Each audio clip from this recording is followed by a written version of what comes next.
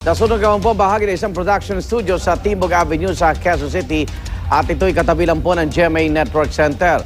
Kaya naroon po ngayon ang ating kasamang si Rhea Santos para kamustahin. Rhea?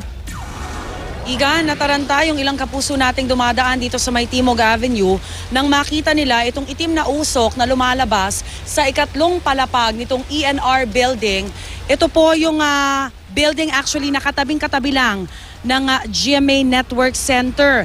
May maitim pong usok na lumabas mula po sa isang unit sa ikatlong palapag.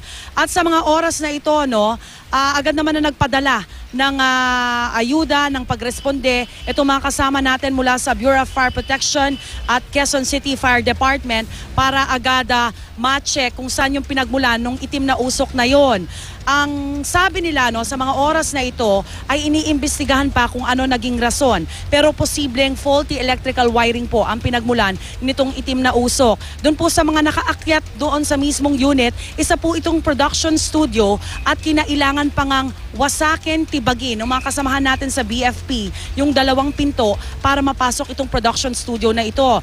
Wala naman pong tao at walang nadamay na iba pang unit o istruktura. Ito pong nangyaring usok pong lumabas dito po sa ikatlong palapag ng ENR building. At sa mga oras na ito, fire out na po. Wala na pong banta na nakakalat pa itong usok o yung apoy.